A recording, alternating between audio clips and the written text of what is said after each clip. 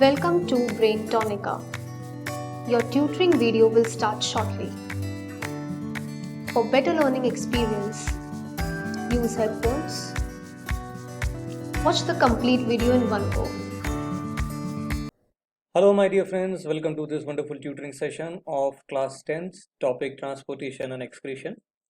Today we'll be starting the learning of heart, the pump of this circulatory system.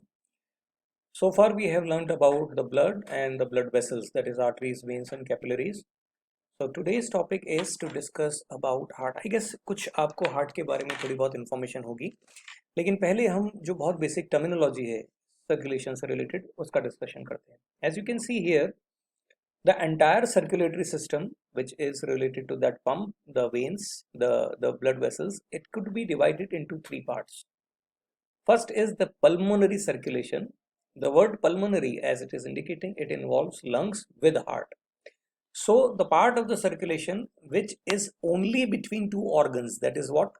This is only between two organs, that is heart and lungs. That's what we call the pulmonary circulation. So pulmonary circulation involves the circulation between two organs, that is heart and lungs only. That's it. The second type of circulation is known as systemic circulation, which involves heart and rest of the body. Okay, but lungs इसमें involved नहीं है. Other than lungs, rest of the body. So the circulation between the heart and the remaining part of body except lungs. You have to understand this. This is except lungs. Okay, इसमें lungs शामिल नहीं है, पूरी body और heart शामिल है. And the third part is coronary circulation, जो सिर्फ heart के खुद के लिए. The part of this circulation involves heart muscles, the blood vessels which are related to heart muscles. यानी कि ये circulation का वो part है जिसमें heart खुद के लिए, सिर्फ अपने आप के लिए, ठीक है ना, blood के circulation को manage करता है. तो हमारा आगे का पूरा topic इन तीन circulations और उनसे related concepts, phenomena, information, knowledge, उन्हीं से related है सारी चीजें. तो we are going to start with the basic design of heart. Talking about heart itself is the muscular pumping organ and which is situated in the chest cavity. तो heart एक muscular pumping organ है जो एक छोटे बच्चे में जो है वो एक बंद मुट्ठी की तरह, एक क्लोज फिस्ट की तरह से दिखाई देगा, और एक एडल्ट में ये 2 फिस्ट के बराबर साइज का होगा. हार्ट की लोकेशन को अगर देखें, जैसा कि एक विजुअल आपके सामने है, हार्ट हमेशा चेस्ट कैविटी में दोनों लंग्स के बीच में है. जब आप पल्मोनरी सिस्टम पढ़ रहे थे, यानी लंग्स के बारे में पढ़ रहे थे, तो आपने देखा था कि राइट लंग लेफ्ट लंग से थोड़ा सा बड़ा होता है. लेफ्ट लंग छोटा किस लिए, आपको यहाँ दिख रहा होगा गैप छोटा सा दोनों लंग्स के बीच में. ये स्टर्नम है, रिब गेज के पीछे ही गैप छोटा सा आपको दिख रहा है. ये गैप जो लेफ्ट लंग थोड़ा छोटा है वो हार्ट को ही स्पेस देने के लिए. तो हार्ट होता तो सेंटर में ही है, लेकिन it is slightly shifted to left. उसके भी ज्यादा जो इंपॉर्टेंट बात है, हार्ट का जो लोअर एंड है, that's what we call the apex, the pointed end. The pointed end, that's what we call the apex of heart, is always downwards and little forward, थोड़ा सा बाहर निकला हुआ है, and slightly shifted to left. जैसे कि अब मैं इसमें से ये रिब केज को हटा देता हूँ. So now the heart is visible. This in central region is known as mediastinum, जहाँ पर आपको हार्ट दिख रहा है और वो लेफ्ट लंग के कुछ हिस्से की साइड में कंप्रेस करता हुआ उसे दिख रहा है. तो इससे समझ में आ रहा है कि राइट लंग लेफ्ट लंग से थोड़ा सा छोटा है. एंड ये किस तरह से जो एपेक्स वाला, जो कोन वाला रीजन अगर देखना होगा तो मैं इस लंग्स को भी हटाता हूँ. Now that cone, that apex region is visible. Can you see that? ठीक है, this is this apex. So the pointed end is downwards, थोड़ा सा बाहर की तरफ निकला हुआ, एंड शिफ्टेड टुवर्ड्स लेफ्ट. है वैसे सेंटर में, लेकिन शिफ्टेड टुवर्ड्स लेफ्ट. तो ये हार्ट की एक्चुअल पोजीशन है, जो मेरे ख्याल से अब आपको डायग्राम से क्लियर हो गई होगी इससे. ठीक है, अब ये जो हार्ट है, अगर हम इसके थोड़े से एक्सटीरियर को और इसके इंटीरियर को स्टडी करने की कोशिश करें, तो let's start with the walls of heart. जो वॉल्स आपको हार्ट की दिखेंगी, ये डबल लेयर्ड वॉल्स हैं. यहाँ इस डायग्राम से मैं आपको समझाने की कोशिश करता हूँ कि हार्ट की वॉल्स किस तरह की हैं. ये हार्ट की वॉल्स हैं, ये आउटर वॉल, ठीक है, this is the one, and this is the second. ये सेकेंड वॉल है. ये हार्ट की वॉल्स हैं. और इस हार्ट की वॉल्स को हम कहते हैं pericardium, double layered wall, that is pericardium. और यहाँ बीच में एक फ्लूइड भरा हुआ है, that's what we call, this is pericardial fluid, this is pericardial fluid which serves as a cushion. ये हार्ट के चारों तरफ अगर आपको दिख रहा है तो ये कुशन की तरह से वर्क करेगा। और फिर इसके नीचे ये जो आपको दिख रही है ये मसल्स हैं जिन्हें हम कार्डियक मसल्स कहते हैं, these are cardiac muscles. 9th standard में आप लोगों ने पढ़ा है, it is what, immune to fatigue, थकती नहीं है, ठीक है ना, लगातार काम करती रहती है, रिदमिक कॉन्ट्रैक्शन जनरेट करती है और कभी थकती नहीं, क्योंकि वो अपने हर कॉन्ट्रैक्शन और रिलैक्सेशन के बीच में एक 0.4 सेकंड का गैप जो है रिलैक्सेशन का टाइम मिलता है। खैर, हम एक एक पॉइंट को फिर से समझते हैं। Pericardium is that double layered covering जो हार्ट की है, और pericardial fluid is that fluid which is filled between the layers of pericardium, it acts as a safety pad, that fluid acts as a safety pad. Cardiac muscles involuntary हैं, आपके बस में नहीं है, स्ट्रॉन्ग कॉन्ट्रैक्शंस क्रिएट करती हैं and immune to fatigue है, कभी थकती नहीं। ये सब चीजें हमने 9th स्टैंडर्ड में भी पढ़ रखी है।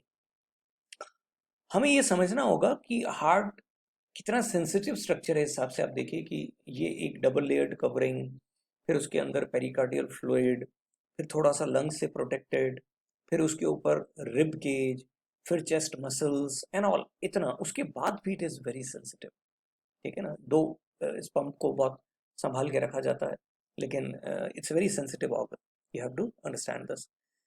अब हम हार्ट के इंटीरियर की तरफ चलते हैं। हमने इसके एक्सटीरियर पार्ट को तो समझ लिया है, इंटीरियर को समझने के लिए मैं पहले आपके सामने एक फ्लो चार्ट लूंगा, फिर मैं एक्चुअल हार्ट आपको दिखाता हूँ। तो जो फ्लो चार्ट है इसको हम अज्यूम करते हैं, ये एक सर्किल मैंने लिया, हार्ट ऐसा नहीं होता, लेकिन अज्यूम करते हैं कि हार्ट अगर ऐसा होता तो सबसे पहले हार्ट के दो divisions respectively the right part and the left part है, ठीक है। हमारी कन्वीनियंस के लिए मैं आपको बता दूं, this is the right portion, this entire thing is right part and this is left part, और इन दोनों के बीच में ये एक सेप्टम या पर्दा जिसे हम कह सकते हैं, दिस इज सेप्टम, ये पर्दा है। और अगर आप इसे ध्यान से देखें तो ये एक कंटिन्यूस स्पेक्ट्रम है, सेप्टम है कंटिन्यूस। कंटिन्यूस का मतलब है कि ये आपस में कोई डिवीजन नहीं है, यानी राइट पार्ट के कंटेंट जो है हार्ट के, ब्लड वगैरह जो है, वो लेफ्ट पार्ट में किसी भी कंडीशन में नहीं पहुंच सकते एक्सेप्ट द एम्ब्रियोनिक स्टेज। जब एम्ब्रायो मदर की बॉडी में डेवलप हो रहा होता है तब राइट रीजन से लेफ्ट रीजन में कनेक्शन है, और क्यों होता है वो अपन समझेंगे बाद में, लेकिन अदरवाइज, ठीक है, once the child, the mother gives birth to the child, तो उसके बाद ये थोड़े टाइम बाद अपने आप फिल हो जाता है वो होल, और देन राइट और लेफ्ट पोर्शन के बीच में किसी तरह का कोई कनेक्शन नहीं होता। तो हार्ट के चैम्बर्स में बाय एंड लार्ज पहले मैं राइट और लेफ्ट दो डिवीजन ले रहा हूँ, फिर ये दो डिवीजन फर्दर फिर अपर और लोअर दो रीजन्स में डिवाइड हो जाते हैं।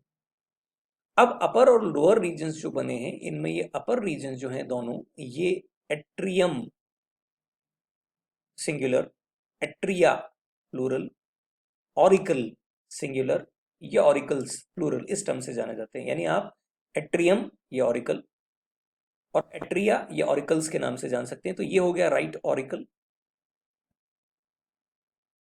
और ये हो गया लेफ्ट ऑरिकल। ये दोनों अपर पोर्शन है, राइट एंड लेफ्ट ऑरिकल्स, और राइट और लेफ्ट ऑरिकल्स आपस में कनेक्टेड नहीं है, ओके। लोअर जो दोनों रीजन्स हैं, उन लोअर रीजन्स में this one is known as again right, ये राइट हिस्सा है, लेकिन ये कहलाता है वेंट्रिकल। क्या कहलाएगा? Ventricle. So this becomes right ventricle and this is left ventricle, right ventricle and left ventricle. तो इस तरह से हार्ट के टोटल 4 चैम्बर्स हो जाते हैं, okay. Left ventricle total 4 chamber हो गए, 2 ऑरिकल्स 2 वेंट्रिकल्स, 2 ऑरिकल्स में एक राइट और एक लेफ्ट ऑरिकल, एक राइट और एक लेफ्ट वेंट्रिकल। जिस तरह से राइट ऑरिकल और लेफ्ट ऑरिकल आपस में कनेक्टेड नहीं है, वैसे ही राइट वेंट्रिकल और लेफ्ट वेंट्रिकल भी कनेक्टेड नहीं है, लेकिन this is something very important as you can see over here कि right auricle and right ventricle आपस में जो हैं वो इंटरकनेक्टेड हैं। Can you see that? आप नोटिस कीजिए कि राइट ऑरिकल से कंटेंट राइट वेंट्रिकल में जा सकते हैं, लेफ्ट ऑरिकल से लेफ्ट वेंट्रिकल में भी जा सकते हैं। स्टूडेंट कहता है ये वापस भी तो जा सकते हैं। अगर राइट ऑरिकल से राइट वेंट्रिकल में कोई चीज़ आ रही है, कनेक्शन है, तो वो वापस भी जा सकती है। इसी तरह से लेफ्ट ऑरिकल से लेफ्ट वेंट्रिकल में आ रही है तो वापस भी जा सकती है। जवाब है नहीं। इसलिए क्योंकि यहाँ राइट ऑरिकल और राइट वेंट्रिकल के बीच में ब्लड के फ्लो को कंट्रोल करने के लिए वैल्व्स होते हैं। ठीक इसी तरह से लेफ्ट ऑरिकल और लेफ्ट वेंट्रिकल के बीच में भी वैल्व्स होते हैं to check the back flow. यानी ब्लड राइट ऑरिकल से राइट वेंट्रिकल में आ सकता है, लेकिन राइट वेंट्रिकल से वापस राइट ऑरिकल में नहीं जा सकता। ये जो वैल्व आपके सामने मैंने बनाया है, ये वैल्व कहलाता है ट्राइकस्पिड वैल्व। Tricuspid valve. और इसी तरह से लेफ्ट ऑरिकल और लेफ्ट वेंट्रिकल के बीच में जो वैल्व है, ये कहलाता है बाइकस्पिड वैल्व। हालांकि मुझे यहाँ पर अभी सिर्फ चैम्बर से डिस्कस करने चाहिए, मैं इनके बारे में वापस आगे और बात करूंगा, लेकिन जनरली मैं आपको बता दूं हमने क्या क्या पढ़ा। हमने हार्ट में सबसे पहले पढ़ा कि heart by and large right और लेफ्ट दो पोर्शंस में डिवाइडेड है, जिसके कंटेंट आपस में मिक्स नहीं हो सकते। फिर इसके बाद अपर और लोअर दो फर्दर पोर्शंस में डिवाइडेड है, जिसमें राइट अपर पोर्शंस को राइट ऑरिकल और left auricle and lower portions को राइट वेंट्रिकल और लेफ्ट वेंट्रिकल्स कहा गया है। राइट ऑरिकल राइट वेंट्रिकल के थ्रू आपस में कांटेक्ट में है, लेफ्ट ऑरिकल और लेफ्ट वेंट्रिकल आपस में कांटेक्ट में है, और ब्लड के फ्लो को वापस न जाने देने के लिए हमारे यहाँ दोनों जगहों पर क्या है, कुछ वैल्व्स हैं जिनके बारे में अभी हम बात करेंगे। एक और इंपॉर्टेंट चीज जो हमें ध्यान रखनी चाहिए वो ये कि इन चार चैम्बर्स में से जो लेफ्ट वेंट्रिकल है उसकी वॉल्स सबसे ज्यादा थिक है। अगर मैं ये वॉल्स यहां पर बनाऊं तो इसकी वॉल्स जो हैं वो सबसे ज्यादा थिक है। लेफ्ट वेंट्रिकल की वॉल्स सबसे ज्यादा थिक है, मोटी है।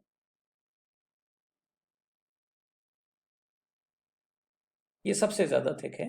फिर इसके बाद राइट वेंट्रिकल कंपैरेटिवली थोड़ी कम थिकनेस वाला, लेकिन थिक है comparatively, you can say this.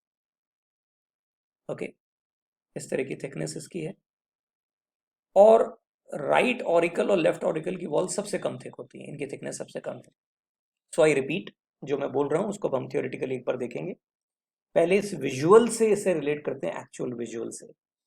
Heart के ये चार चैम्बर्स में सबसे पहले इस बीच के पूरे सेप्टम को देखिए, और इस बीच के सेप्टम को अगर आप ध्यान से देखें तो आपको समझ में आएगा कि पूरी तरह से कंटिन्यूस है। देखिए पूरा ये रीजन जो है ये कंटिन्यूस है, ठीक है ना, इसमें कहीं कोई कनेक्शन नहीं है, यानी राइट पार्ट से लेफ्ट पार्ट में कोई कनेक्शन नहीं। फिर अपर दो chambers right atrium left atrium, या right auricle left auricle, right ventricle left ventricle, इनके बीच में ये वैल्व ट्राइकस्पिड और बाइकस्पिड वैल्व। बाइकस्पिड का ही दूसरा नाम है मिट्रल वैल्व। और दीवार की थिकनेस देखिए, लेफ्ट वेंट्रिकल की वॉल कितनी थिक है, can you see that. Right ventricle की वॉल कंपैरेटिवली कम, और ऑरिकल्स की तो कंपैरेटिवली बहुत कम थिक वॉल्स हैं। ओके, ये सब विजुअल है। तो थ्योरेटिकली अगर हमसे पूछें कोई, तो सारी थ्योरी जो हमने पढ़ी वो यहाँ है। The heart is divided into separate right and left sections by a septum, ऐसा मैंने आपसे कहा। Each of these right and left sections are also divided in upper and lower compartments known as atria and ventricles plural, respectively. The four main chambers are the right atrium, left atrium, right ventricle, left ventricle. Ventricles have thick muscular walls for pumping blood into through longer distances. Ventricles को थोड़ा ज़्यादा distance तक blood pump करना है, auricles को तो केवल ventricle में ब्लड पंप करना होता है। अभी हम वर्किंग में देखेंगे। और ये सबसे इंपॉर्टेंट पॉइंट है जो आखिर वाला, वो ये कि left ventricle has the thickest wall. Exam में बहुत सिंपल क्वेश्चंस इस पे बन जाते हैं, पूछ लिए जाते हैं। दे कैन आस्क यू कि चार ऑप्शंस आपको देखे कि इनमें से किसकी वॉल सबसे ज़्यादा थिक है, सबसे थिन वॉल किसकी है, बाइकस्पिड वैल्व कहाँ है, ट्राइकस्पिड वैल्व कहाँ है, राइट ऑरिकल किससे कनेक्टेड है, लेफ्ट ऑरिकल किससे कनेक्टेड है, ठीक है ना। ये सब जनरल चीज़ें आपसे पूछी जा सकती हैं। हमने टर्मिनोलॉजी अभी थोड़ी रखी है, सारी टर्मिनोलॉजी आपके सामने अनफोल्ड नहीं कर रहे हैं, धीरे धीरे हम उसको और अनफोल्ड करेंगे इंफॉर्मेशन को। सो नाउ हम हार्ट के वैल्व्स के बारे में थोड़ा डिटेल में बात करते हैं। हार्ट के वैल्व्स किस तरह से होते हैं? तो जैसा मैंने आपसे कहा कि ये अज्यूम करते हैं हार्ट है, हार्ट में ये दो चैम्बर्स हैं, right and left, and then upper and lower portions में ऑरिकल्स एंड वेंट्रिकल्स हैं। Now this is something important to understand. जैसा मैंने आपसे कहा कि राइट ऑरिकल, अब मैं पूरा नहीं लिखूंगा, राइट ऑरिकल से ब्लड राइट वेंट्रिकल में यहाँ से एंटर हो सकता है, लेकिन इसके वापस जाने को रोकने के लिए यहाँ पर ये ट्राइकस्पिड वाल्व होता है। तो देखिए मैं ट्राइकस्पिड वाल्व को कैसे बना रहा हूं। ऐसे 3 कस्प हैं। पैराशूट देखा है आपने कभी? ट्राइकस्पिड, कप्सिड नहीं, कस्पिड। जैसे पैराशूट में कस्प होते हैं ना, ये उस तरह का है। क्यों कहता है पैराशूट में तो कॉर्ड्स भी होती हैं, तो ठीक इसी तरह से इनको यहाँ होल्ड करके रखने के लिए कॉर्ड्स भी होती है, जो इन दीवारों में यहाँ नीचे होती हैं, जिससे कि ये नीचे टिके रहें, एक लेवल के ऊपर ना जाए। अब ये वर्किंग कैसे करते हैं मैं आपको इसका एग्जांपल देता हूँ, तो इससे आपको समझ में आएगा। आप थोड़ी देर के इसको ऐसे इमेजिन कीजिए कि ये हार्ट की जो वॉल्स, ये जो है केवल राइट ऑरिकल, सपोज ये राइट ऑरिकल है ऊपर वाला हिस्सा, और ये राइट वेंट्रिकल है, और ये एक छाते की तरह से जो है वो, मान लीजिए थोड़ी देर के लिए मैं पूरा ही बना रहा हूँ ऐसे ही, एक छाते की तरह से ये वाल्व है, ठीक है। जैसे ही ब्लड का ऊपर से प्रेशर पड़ता है तो ये छाता जो इस तरह से खुला हुआ था ऐसे बंद हो जाता, और छाते के बंद होने की वजह से जो गैप जनरेट हुआ है उस गैप से फ्लूइड अंदर जाने लगेगा। आप इसे ऐसे समझ सकते हैं। तो what I should suggest you कि ये जो पोजीशन है, ये अभी जो पोजीशन आपको दिख रही है, ये वैल्व्स के क्लोजर की पोजीशन है, वैल्व बंद है। जब ऊपर से प्रेशर पड़ेगा तो ये पोजीशन ऐसी आ जाएगी। मैं आपको एक वापस ड्रॉ करके दिखा रहा हूं यहीं पर, ये पोजीशन कुछ ऐसी होगी।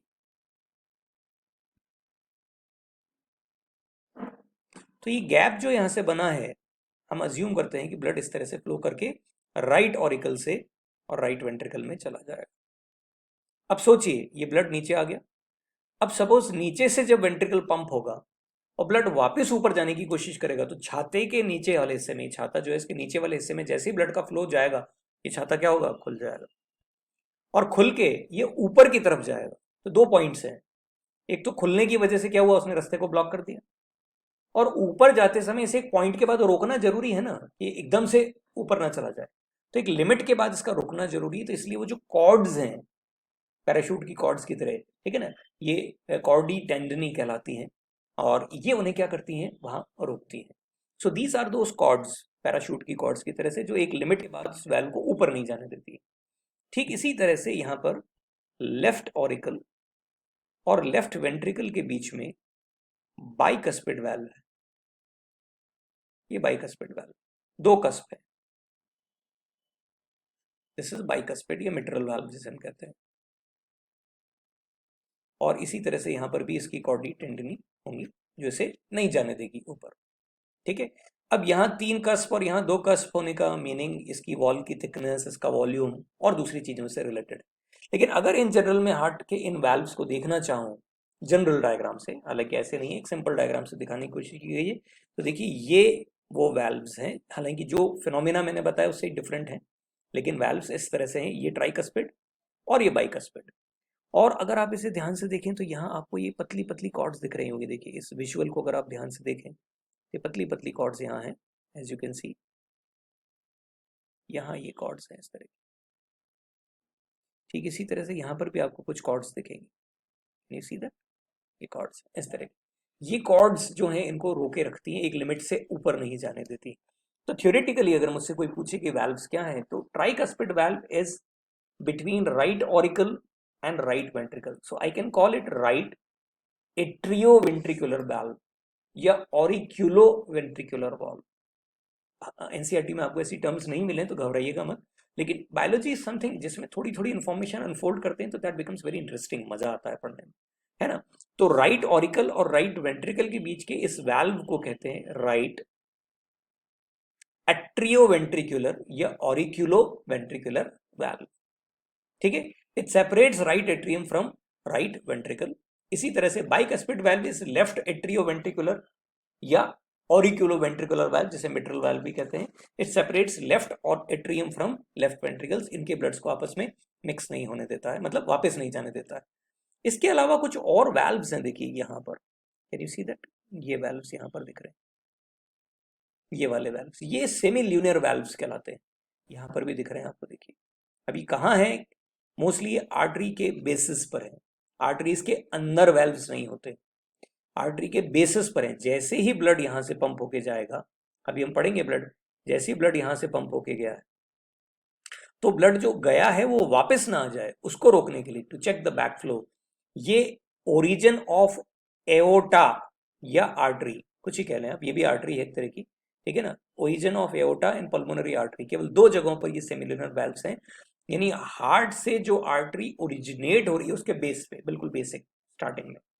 Valves regulate the flow of blood by opening on one side only to let the blood flow out only in one direction, and only what, to prevent the back flow of the blood. Blood जो गया है वो वापस नहीं लौटना चाहिए, तो जाने वाले ब्लड को वापस लौटने से बचाने के लिए ये सेमिलुनर वाल्व्स होते हैं। तो हमने क्या पढ़ा, हमने पढ़ा ट्राइकस्पिड वाल्व, तीन कस्प पैराशूट जैसे, उनको रोकने के लिए कॉर्ड्स जैसे कुछ स्ट्रक्चर, राइट ऑरिकल और राइट वेंट्रिकल के बीच में राइट एट्रियो वेंट्रिकुलर या auriculo ventricular valve. Bicuspid valve, दो कस्प, मिट्रल वाल्व भी कहते हैं, वही कॉर्ड्स बिल्कुल उनको बांधे रखने के लिए, रोके रखने के लिए, ये लेफ्ट ऑरिकल और लेफ्ट वेंट्रिकल के बीच में है। फिर सेमिल्यूनर वाल्व्स, जो सिर्फ दोनों आर्टरीज जो निकल रही हैं हार्ट के, उनके बेस पर हैं, कि जो ब्लड एक बार पंप हो गया वो वापस ना लौटा है, ठीक है। These are known as what, ये जो वो कहलाती है। जब हम इन हार्ट के इस फंक्शनैलिटी के बारे में बात करते हैं, मतलब इस एनाटॉमी के बारे में बात करते हैं, तो बड़ा कॉम्प्लेक्स डिजाइन को देख के लगता है कि वाल्व्स कैसे होंगे, कैसे काम करेंगे। तो अभी हम आगे की हमारी जो नेक्स्ट स्लाइड्स वगैरह हैं उनमें हम देखने की कोशिश करेंगे कि ये मैकेनिज्म कैसे है, किस तरह से हार्ट का वर्किंग और फंक्शनिंग चलता है। तो आई होप अब आपको हार्ट का इंटीरियर समझ में आ गया होगा। So let's start understanding the functioning of heart now. That's what we call the mechanism of blood flow through this pump, or mechanism of double circulation. Now what exactly is double circulation or why it is called double circulation, we'll understand this through this animated flow chart, ठीक है ना। इससे हम समझने की कोशिश करते हैं, इससे हम एक ल्यूसिड मैनर में से समझने की कोशिश करते हैं। So assume that this is heart, और हार्ट के कुछ फीचर्स जैसे आपको पता है कि ये दो पार्ट, राइट और लेफ्ट पार्ट में डिवाइडेड है, और इन दो पार्ट्स के अलावा then there are upper portions and lower portions, two upper portions, right auricles and left auricles, and right auricle and left auricle, and then इसी तरह से right ventricle and left ventricle. मैंने यहाँ पर एक सूटेबल कलर कॉम्बिनेशन काम में ली है, जो conventionally deoxygenated and oxygenated blood के लिए काम में ली जाती है। वैसे ऑक्सीजनेटेड ब्लड कैसा है, ऑक्सीजनेटेड ब्लड होता है ब्राइट रेड कलर का, and deoxygenated blood dirty red है। Now there is a small contrast, उस कॉन्ट्रास्ट को अच्छा बनाने के लिए कन्वेंशनली जो ऑक्सीजनेटेड ब्लड है उसे रेड, और डीऑक्सीजनेटेड ब्लड को ब्लू कलर से शो किया जाता है, ब्लू कलर का ब्लड नहीं होता है, ठीक है ना। अब ये हमें पता है, हमें ये भी पता है कि राइट ऑरिकल और राइट वेंट्रिकल के बीच में this is the tricuspid valve, and left auricle and left ventricle के बीच में ये बाइकस्पिड वाल्व है। अब कन्वेंशनली आप देखिए कलर कॉम्बिनेशन भी हमने इसी तरह की रखी है, इससे आपको समझ में आएगी राइट रीजन में पूरा डीऑक्सीजनेटेड ब्लड होता है। जो ब्लड यहाँ आ रहा है, स्टोर हो रहा है, जा रहा है, वो सारा ब्लड कैसा है, deoxygenated. And in the same fashion left region में जो है वो पूरा ऑक्सीजनेटेड ब्लड है, चाहे वो आ रहा है, जा रहा है, स्टोर हो रहा है, दैट इज ऑक्सीजनेटेड ब्लड। अब पूरी बॉडी से मैकेनिज्म की शुरुआत कैसे होती है, देखिए कि पूरे ह्यूमन बॉडी में जगह जगह से वेन्स डीऑक्सीजनेटेड ब्लड को कलेक्ट करती हैं, कार्बन डाइऑक्साइड रिच ब्लड को कलेक्ट करती हैं, और वो सारी वेन्स जो हैं वो मिलके और एक कॉमन वेन बना के, और इस ब्लड को, पूरे डीऑक्सीजनेटेड ब्लड को राइट ऑरिकल में ड्रॉप कर रही है, ये राइट ऑरिकल में आके ड्रेन कर रही है। ये वेन जो इन सारी वेन्स के कलेक्शन से अल्टीमेटली राइट ऑरिकल में ओपन हो रही है, इसका नाम है vena cava. That is what? Vena cava. तो वेना कावा से पूरी बॉडी से डीऑक्सीजनेटेड ब्लड जो है वो राइट ऑरिकल में एंटर हो गया है। किसी बुक में आपको इसका नाम सुपीरियर वेना कावा, किसी में इंफीरियर वेना कावा, किसी में प्रीकेवल, मतलब वैसे राइट ऑरिकल में एक से ज्यादा ओपनिंग होती है। तो वेसल्स भी एक से ज्यादा हैं, वेन्स भी ज्यादा हैं, उनकी ओपनिंग्स भी हैं। लेकिन अभी 10th स्टैंडर्ड की नॉलेज के हिसाब से आप सिर्फ ये ध्यान रखेंगे कि पूरी बॉडी से डीऑक्सीजनेटेड ब्लड वेना कावा के थ्रू राइट ऑरिकल में आ रहा है। अभी राइट ऑरिकल अपनी एक रिलैक्स्ड पोजीशन में है और वो ब्लड को भरने देता है, धीरे धीरे ब्लड इसमें फिल हो जाता है। जब ये ब्लड इसमें फिल हो गया तो राइट ऑरिकल कॉन्ट्रैक्ट होगा, और जैसे ही राइट ऑरिकल कॉन्ट्रैक्ट होगा, ये ब्लड जो एरो नीचे की तरफ बना हुआ है राइट ऑरिकल से राइट वेंट्रिकल में जाएगा। ट्राइकस्पिड वाल्व को, जो छाता था, छाते के जैसा वाल्व था, उसे कंप्रेस करता हुआ, यानी कि उसे इस तरह से फोल्ड करता हुआ, तो छाता बंद यानी वाल्व ओपन, और ये ब्लड जो है वो राइट ऑरिकल से राइट वेंट्रिकल में एंटर हो जाए। अब राइट वेंट्रिकल कौन सी फेज में है? राइट वेंट्रिकल अभी एक्सपेंडिंग फेज में, वो भर रहा है ब्लड से।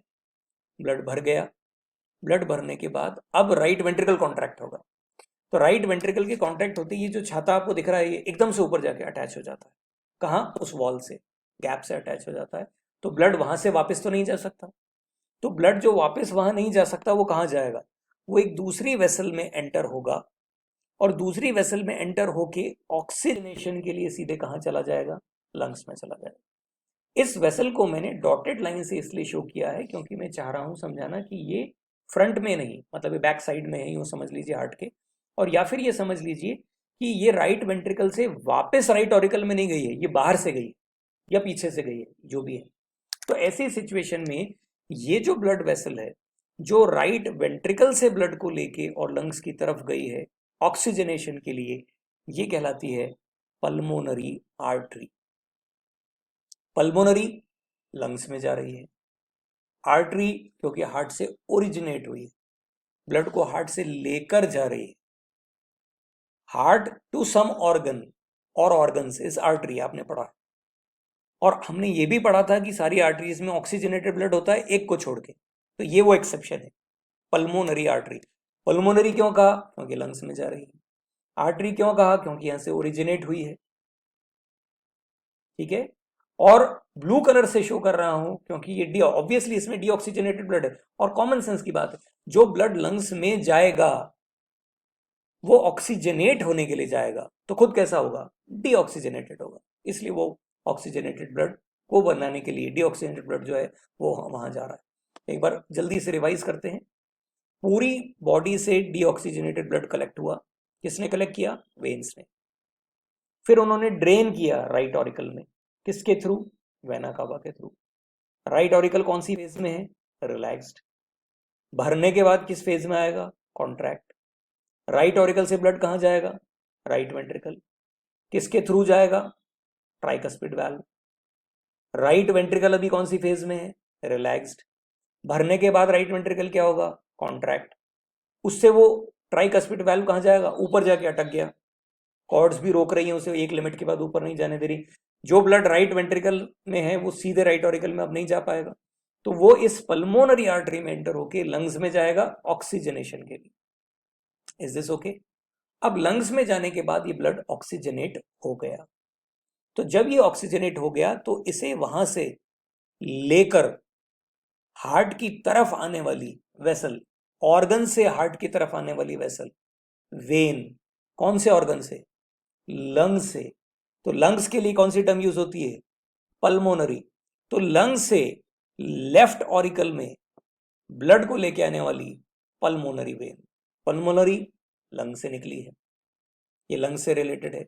वेन क्यों? क्योंकि हार्ट से हार्ट की तरफ आ रही है, लंग से हार्ट की तरफ आ रही है, और रेड कलर से शो कर रहे हैं, तो ऑक्सीजनेटेड ब्लड। सारी वेन्स में डीऑक्सीजनेटेड ब्लड होता है, एक को छोड़ के, हमने एक्सेप्शन पढ़ा था, तो ये पल्मोनरी वेन हो गई।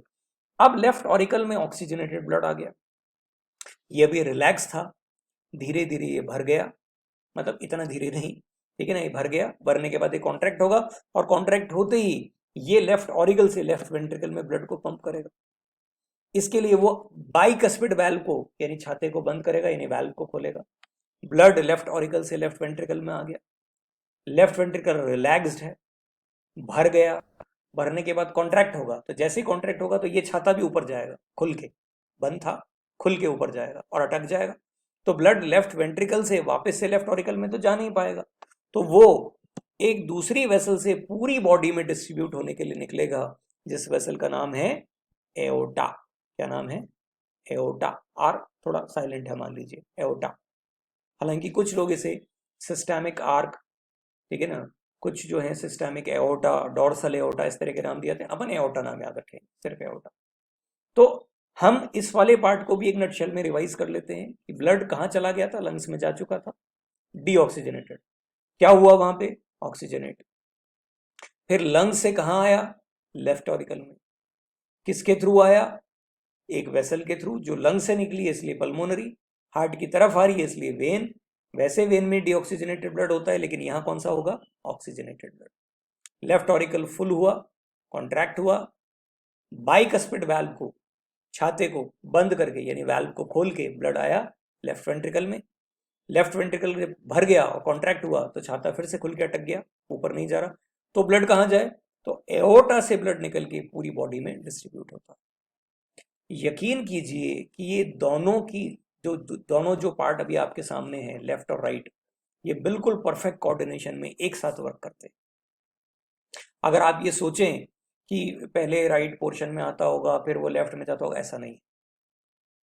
दोनों केसेस एक साथ चलते हैं। पूरी बॉडी से डीऑक्सीजनेटेड ब्लड राइट ऑरिकल में आ रहा है और उसी समय लंग से पुराना वाला जो ऑक्सीजनेटेड ब्लड है वो लेफ्ट ऑरिकल में आ रहा है, यानी दोनों ऑरिकल से एक साथ भरते हैं। यानी दोनों ऑरिकल सभी रिलैक्स थे, फिर दोनों भरे, दोनों एक साथ कॉन्ट्रैक्ट होते हैं।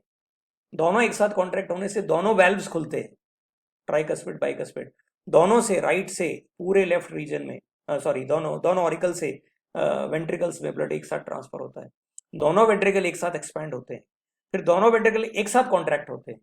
दोनों वेल्व्स एकदम झटके से ऊपर जाके अटकते हैं, उसकी आवाज जो होती है वो हार्ट साउंड से रिलेटेड, ठीक है। और फिर दोनों वेंट्रिकल से ब्लड जो है रिस्पेक्टिव आर्टरीज में, पल्मोनरी आर्टरी और एओर्टा में एंटर होता है और अलग अलग रीजन में जैसे कॉन्ट्रैक्ट होता है ये लंग्स में और ये पूरी बॉडी में सर्कुलेट हो जाता है।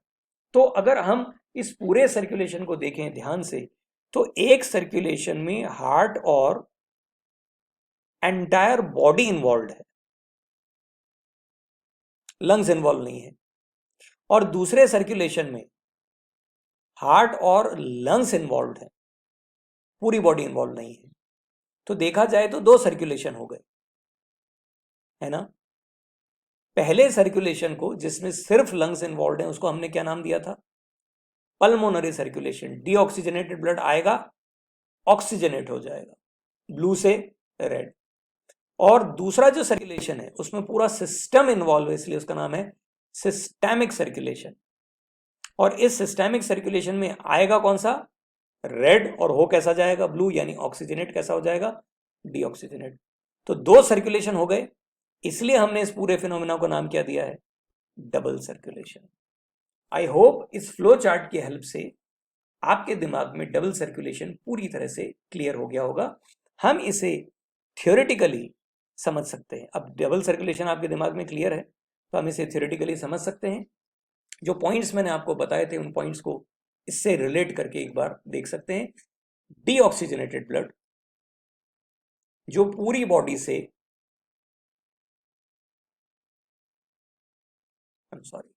डीऑक्सीजनेटेड पूरी बॉडी से वेना कावा के थ्रू राइट ऑरिकल में आ रहा है, ऐसी टर्म्स को ध्यान रखिए केवल।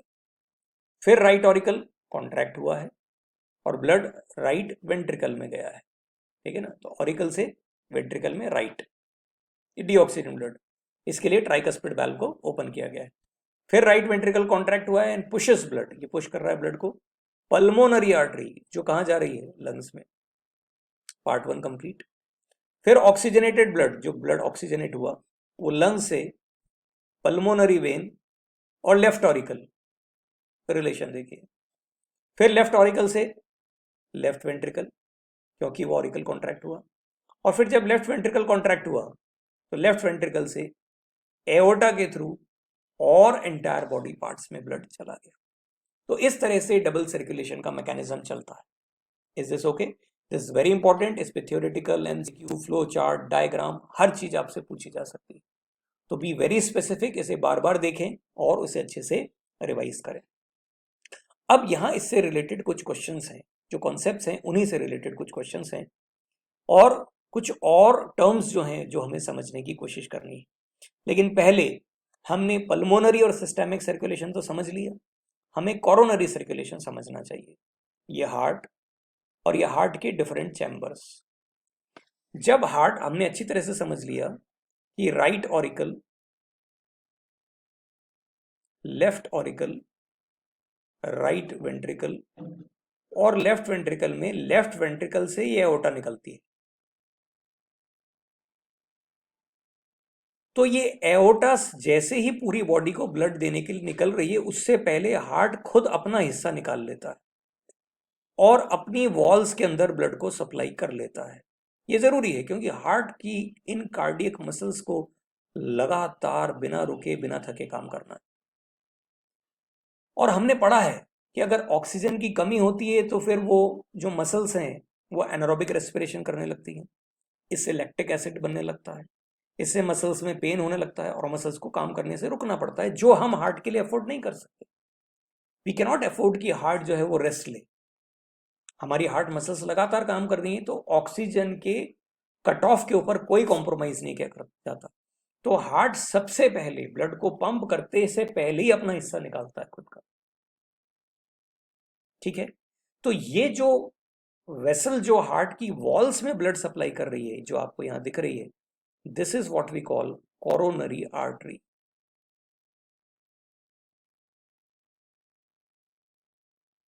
ये हार्ट की वॉल्स को ब्लड सप्लाई करेगी, वही ब्लड आगे डीऑक्सीजनेट होगा हार्ट के अंदर ही, और वहीं से वेन्स बन के और वही ऐसी कैसी राइट ऑरिकल में वापस से पंप कर देंगे, मतलब कर देंगे। तो हार्ट की दीवारों से होता हुआ ब्लड वापस से राइट ऑरिकल में चला जाता है। ये दिखने में कुछ इस तरह का है। ये हार्ट की वॉल्स को सप्लाई करने वाली कोरोनरी आर्टरी। आगे से अगर हम फ्रंट से हार्ट को देख रहे हैं और या फिर बैक से हार्ट को देख रहे हैं, तो पूरी कोरोनरी आर्टरी और कोरोनरी वेन का एक पूरा बंडल जो आपको आपके सामने दिख रहा है। Is this okay?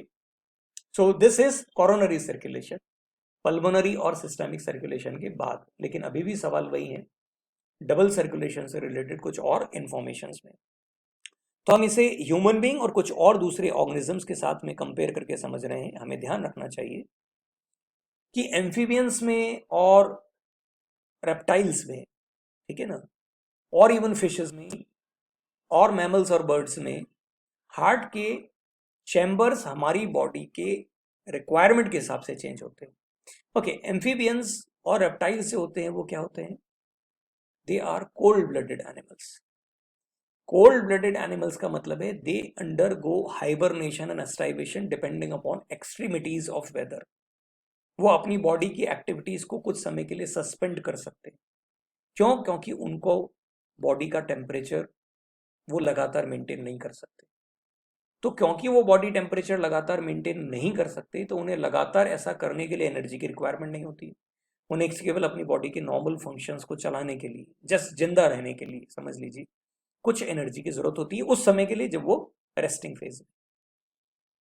तो जब वो रेस्टिंग फेज में होते हैं और उनकी एनर्जी की रिक्वायरमेंट क्योंकि इस तरह से कोल्ड ब्लडेड होने की वजह से कम हो जाती है, तो ऐसी सिचुएशन में उनकी बॉडी में ऑक्सीजनेटेड एंड डीऑक्सीजनेटेड ब्लड कुछ समय सेपरेट और कुछ समय मिक्सिंग फेस कर सकते हैं। इसलिए उनके हार्ट के परफेक्ट 4 चैम्बर्स नहीं होते। एक रेप्टाइल में इनकम्प्लीटली 4 चैम्बर्ड, जैसा कि डायग्राम बता रहा है, और एक एम्फीबियन में 3 चैम्बर्ड हार्ट होता है। एम्फीबियंस और रेप्टाइल्स में इसलिए है, और मतलब इस वजह से there is some mixing of blood, और उस सम मिक्सिंग ऑफ ब्लड का जो रीजन है वो ये है कि अगर वो ब्लड मिक्स भी हो रहा है और ऑक्सीजन और कार्बन डाइऑक्साइड जो ऑक्सीजनेटेड डीऑक्सीजनेटेड ब्लड मिक्स भी हो रहा है, तो बॉडी में कोई नेगेटिव फिनोमेना नहीं है, क्योंकि बॉडी का एनर्जी रिक्वायरमेंट इतना नहीं है, क्योंकि बॉडी कोल्ड ब्लडेड है। इवन फिशेस में तो और भी ज़्यादा। आप यहाँ देख सकते हैं, देखिए ये क्लियरली जो है वो थर्ड चैम्बर जो है वो पूरा मिक्सिंग हो रही है, और यहाँ इनकम्प्लीटली फोर्थ चैम्बर है, तो यहाँ पर भी कुछ मिक्सिंग है ब्लड की। Can you see that? अगर हम फिशेस के बारे में बात करें तो फिशेस में तो और भी जबरदस्त फिनोमेना है कि उनका तो हार्ट ही 2 चैम्बर का है। This is only 2 chambered heart. Can you see that? इस डायग्राम को आप देखेंगे तो आपको समझ में आएगा। It is only 2 chambered heart.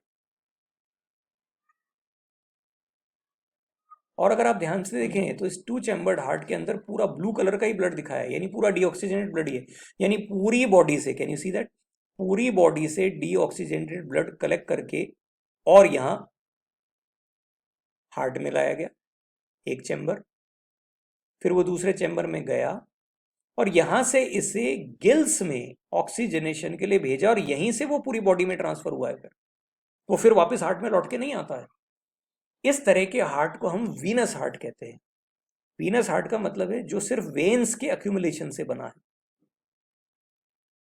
Venus heart, Venus या वेनस हार्ट कहते हैं, जो सिर्फ वेन्स के अक्यूमुलेशन से बना है, जहां पर ओनली 2 चैम्बर्ड हार्ट है, ठीक है ना, जिसमें केवल डीऑक्सीजनेटेड ब्लड आके और फिर गिल्स में ऑक्सीजनेशन के लिए चला जाता है और वहीं से पूरी बॉडी में चला जाता है। ये भी एक कोल्ड ब्लडेड एनिमल है। But when it comes to human being, human being में there is completely 4 chambered heart.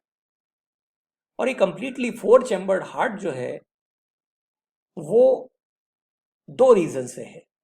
पहला रीजन कि जो कलेक्शन और डिस्ट्रीब्यूशन है वो साइमल्टेनियस चल रहे हैं। देखिए आप ध्यान से समझिएगा, दोनों ऑरिकल्स एक साथ फिल होते हैं